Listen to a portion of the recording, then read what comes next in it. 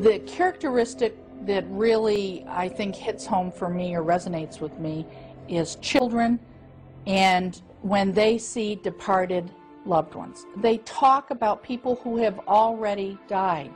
They've never been around their city block, but they will tell you that I met Uncle Jones. He was my fourth uncle on this side.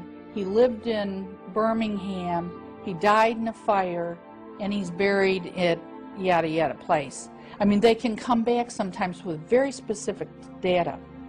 You typically don't have that kind of information in a dream. This light, they often tell us that they see relatives or friends of theirs who have already died, who seem to be there to meet them and to greet them and to help them through this transition. Particularly very great thing happened with me. It was that I saw my parents, my real parents, and I understood that they were killed. And they were killed by KGB in Moscow, and I was happy of this. It sounds very ridiculous, but you know, I was happy because I was thought that I was abandoned by them. And I also saw my grandparents coming to meet me. I had never known my grandfathers. They had both passed away before I was born. But I did know my grandmothers and my mother also. And as I'm there, this baby appears to me. And he says, "Hi, I'm your brother." And I said, "I don't have a brother." And we don't talk as I'm talking to you. There was no way of misunderstanding. It was more like it was mental telepathy. And he shows himself to me as a small infant, dressed in a cap and a little long dress with a knitted sack over it, booties and socks, and tells me to look me over now and remember how I look this way. And you can tell our Father when you get back, and he'll tell you it happened. And when I was able to talk to him, my dad said, "Well, I don't know how you knew that, because nobody but your mother and the doctor and I knew about these things." This young man saw a relative who he believed was alive, but he saw this relative during his near-death experience on the other side, only to find out later that the relative had died and he didn't know it. She said to me afterwards, "A lady came to me," and I said to her, "A lady?" And she described my mother perfectly, in every detail. Now, my mother died when Jeanette was 3. How could a childhood memory resurface so clearly?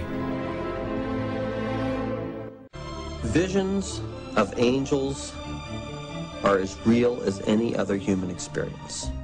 Dr. Melvin Morse is a critical care physician, author, and a leading authority on near-death experience in children. My scientific studies on near-death experiences clearly document that near-death experiences are in fact the dying experience. Dr. Morse believes that through the near-death experiences of children, we can preview the afterlife. Children experience a spiritual light the great majority of the time during near-death experiences. And this is a loving, comforting light. It's not just some sort of reflex spasm of the optic nerve or the, dysfunctional firing of neurons in their occipital lobe. It's a light that one child said to me has a lot of good things in it. What I've learned is that when you die, you're awake, you're conscious, even though your brain is no longer working properly, and you have the perception of another reality. And that seems to be a loving reality that all knowledge is contained in. But what happens after that is for religious philosophers at this point, not for scientists. This young girl here nearly died of fulminant mononucleosis. She presented to our office in cardiac arrest. We had to put a needle into her heart to restart her heart. She says that at the time that we put the needle into her heart, she was somewhere, and she saw her dead grandmother. And here's her dead grandmother.